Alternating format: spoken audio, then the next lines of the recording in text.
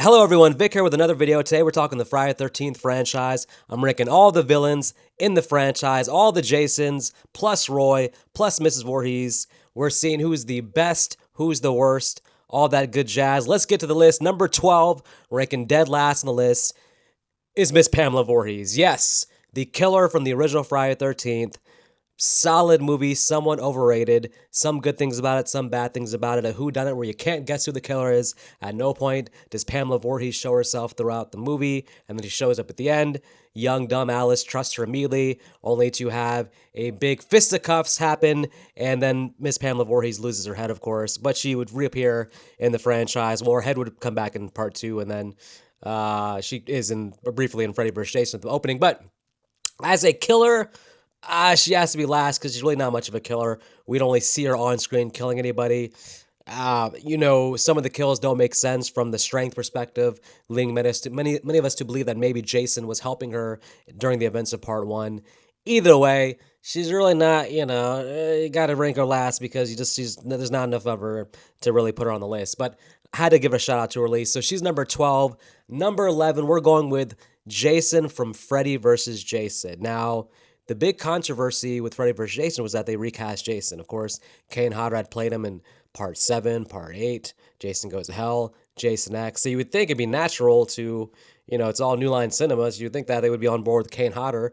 But whether it be Ronnie Yu or the producers there, someone did not want Kane Hodder. They recast him as Ken Kersinger, who I guess also had somewhat played Jason for a scene or two back in Jason Takes Manhattan.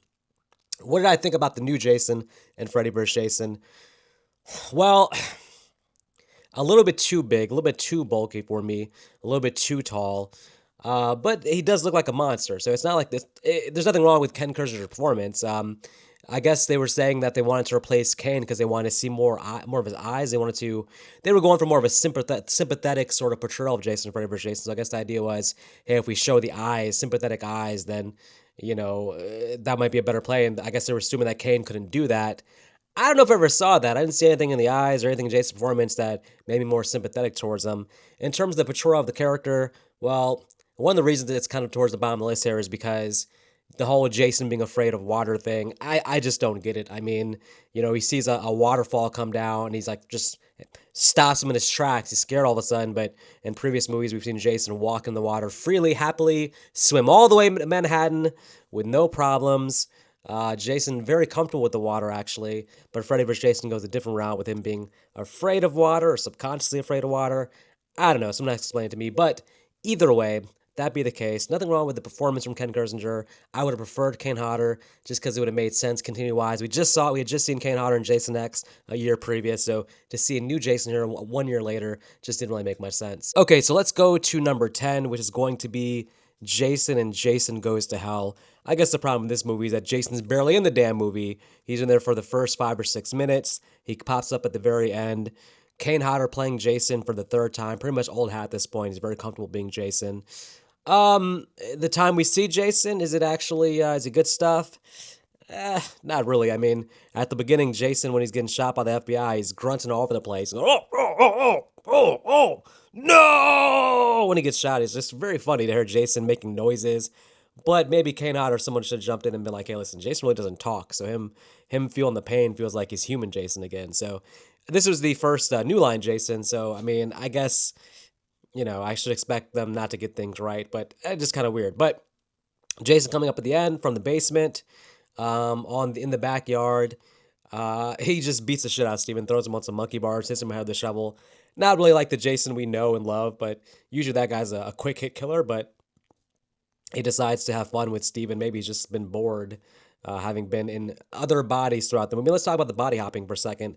Technically, it is Jason, just in many different variations. He's body hopping, but it is still Jason. That person becomes Jason.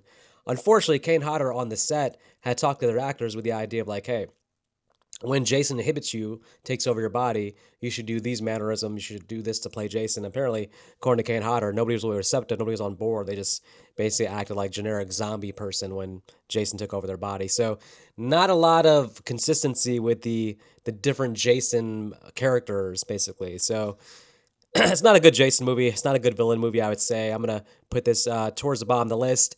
So then let's go to number 9, which is going to be Sackhead Jason, old Sackhead Jason. As Ginny said, it was not originally meant to actually be in part 2, was originally meant to be just, that cameo in part 1. That was it. But when they went to make part 2, they needed a hook. And then, how do you bring it back? Are you going to do an anthology, or what are you going to do? So they brought back Jason, which Tom Savani said, nope, I'm not working on part 2 because Jason is dead. He's not alive. But as Ginny said in telling her story in the diner, maybe Jason did not drown, and maybe he's been raising himself in the woods all this time. It's just her theory, but I guess we're meant to take it as canon at this point in the series. So we got Sackhead Jason, eating dogs, have been built a shack in the woods, killing all trespassers, including silly cops who run after Jason without calling for backup and then end up getting killed after trespassing on his property without a warrant. Jason unlawfully taking the law into his own hand, sentenced this cop to death. It's a decent performance, Sackhead Jason. You do have some fun stuff with Ginny with the chasing at the end and all that. And then you got the weird sort of dream sequence where Jason pops up through the window thing and just looks completely disheveled. Needs to get his hair styled or cut or something. But not a standout Jason performance, I would say. And obviously didn't yet have the iconic Jason mask, but still overall pretty solid. All right, so now let's go to number 8. And number 8, we're going to go with Jason from Jason X, which the 4th time for Kane Hodder playing Jason. And, it's a fun Jason performance. He has some good kills, especially that frozen face, turning the face into mashed potatoes against the sink kill. That was great. Jason, it's a weird setting for him being in space, and that kind of shows. Jason X is going more for a sort of action comedy feel, not really a horror feel. And then you have probably the big thing is Uber Jason, which is, I guess, his own separate Jason, but I'm grouping them all together here. Uber Jason's cool. It's just that I don't really want to think of Jason as like a cyborg robotic type of killer in that way. So Uber Jason to me is just kind of like, it doesn't really go with the vibe with the kind of Jason that I like. So, but certainly a fun movie, some fun performance, but not really a standout. I don't think it was Kane Hodder's best performance as Jason. Okay, we're going to go down to number 7, and this may surprise people. I'm actually placing Roy from Part 5, A New Beginning, above some of the Jason performances. I think that Roy, for all his knocks and for all my criticisms of Friday the 13th Part 5, I do think that Roy kind of set the template for zombie Jason, because remember in the previous Friday the 13th movies, Jason would run at people. He was a killer who would chase you, run, stumble all over the place, make noises. Like, it was a human Jason. So that was the platform. That was the established thing for Jason. And Roy could have easily just watched those performances and done that. But instead, he basically acts like zombie Jason. He walks slowly. He walks robotically. Robotic movements, doesn't make any noises.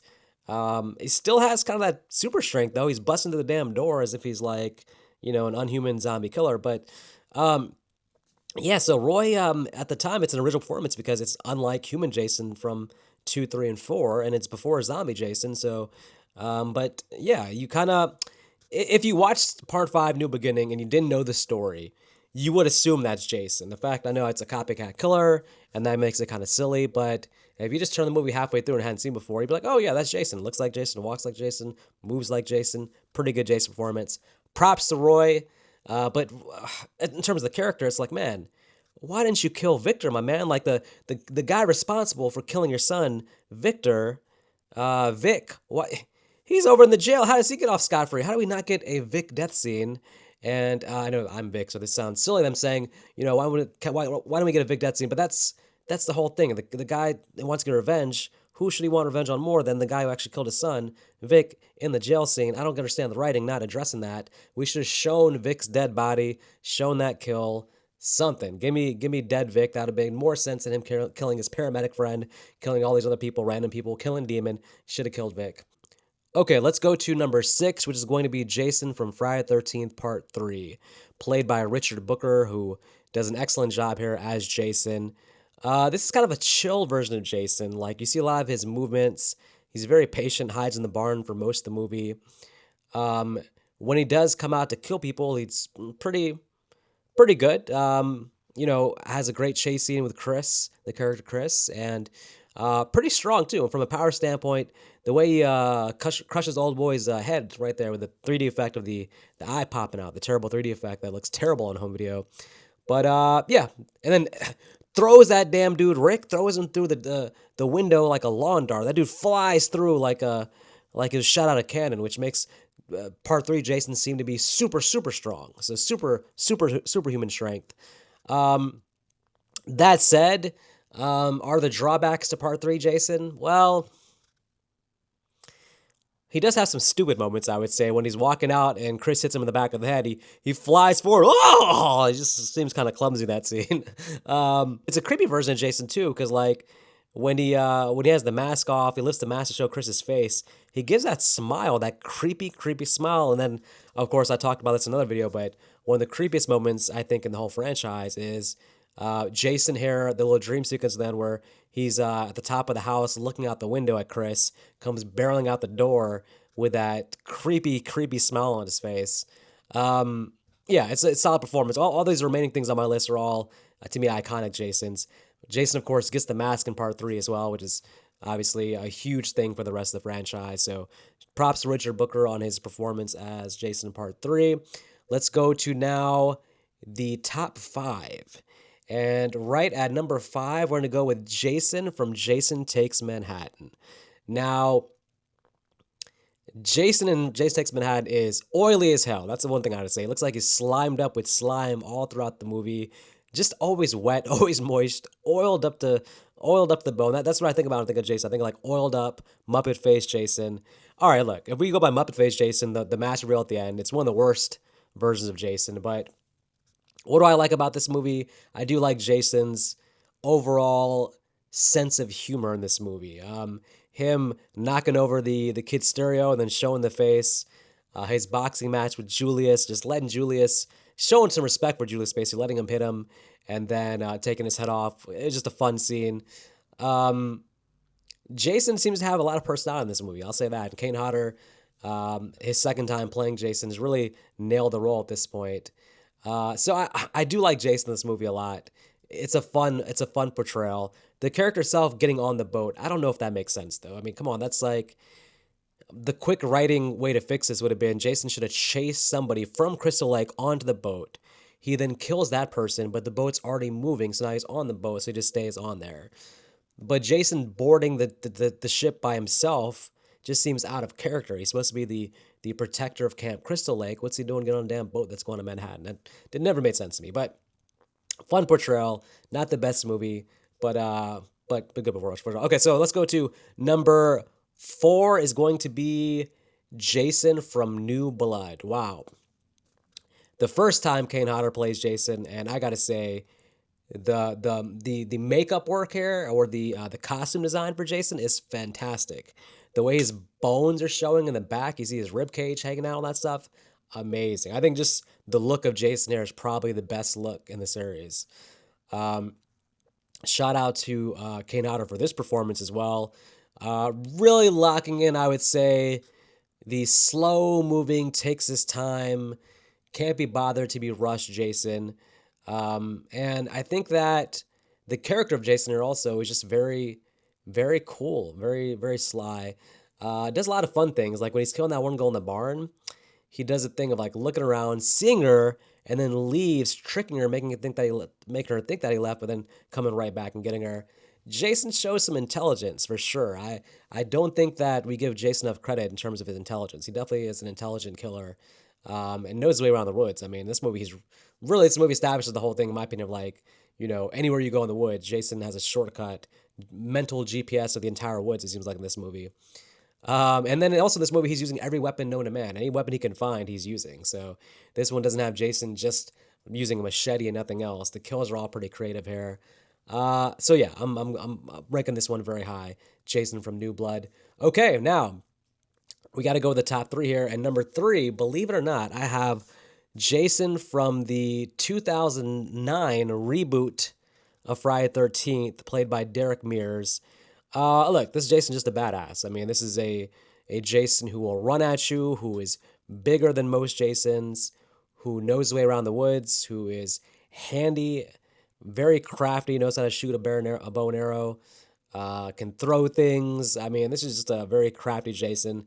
Only complaint about this version of Jason, maybe that I still feel like holding someone captive, kidnapping somebody, keeping them in an underground lair. It doesn't seem, to me at least, in character for Jason. But this is ultimately just such a badass Jason performance that you have to rank it very, very high. This is one Jason you wouldn't want to be stuck in a room with. And this is a version of Jason that I think could probably take out most versions of other horror icons. No one's messing with this Jason, in my opinion. But okay, so now we are on to number 2, and we're gonna go with Jason from Jason Lives. Now, this is the original birth of the zombie Jason. Jason coming out the grave because freaking Tommy Jarvis just couldn't leave well enough alone. Had to go and dig up old Jason, causing many, many deaths throughout the rest of the franchise. We can all blame Tommy Jarvis for a lot of the future deaths here. Jason was chilling in his grave, buried 6 feet deep, no plans to come back to life. Here comes Tommy Jarvis, bring back to life. But once he does, we have a pissed off CJ Graham portrayal that I love. I don't know. This is to me the best zombie Jason there is because it's kind of like it's not as slow moving as the Kane Hodder Jason, which seems to move very slow and very chill. This Jason does feel like he's still like in a rush to get things done, but he still has a superhuman strength. He still has an iconic look. I feel like him wearing a tool belt. I mean, I guess it can be kind of weird because you're like, wait, why does this guy look like he's coming to fix my attic? I don't know, but all that said, fantastic performance from CJ Graham, who also is a great person too. We met him at the one of the Comic Cons recently. Probably one of the most fun, energetic people there at the Comic Con. Took a lot of time with each person, so shout outs to CJ Graham as well. All right, that leaves my number one favorite performance of Jason. It's actually going to be, believe it or not, it's Jason from the final chapter. Uh, I you know I have to say this version of Jason is everything I want out of human Jason. He runs. He's pissed off. He's aggressive. He has the mask. All the kills in this movie are vicious. I mean, Tom Savini came back, so you're getting great, great death scenes. Jason, I mean, he is kind of teleporting. He's all over the place. At one point, he's in the house. Now he's climbing up, throwing the woman out the window. But you have the great Crispin Glover death scene. So you have just a lot of good deaths in this movie, and then great chase scenes. Jason seems maniac to me in this movie. Seems completely sadistic, off his rocker, pissed off. Just my favorite, absolute favorite portrayal of Jason the entire series. And it would have been a proper ending for his character too, in terms of like the way he dies at the end. So, but anyways, that's the list, ranking all the Jasons. Let me know in the comments what is your favorite version of Jason. And until next time, you guys take care.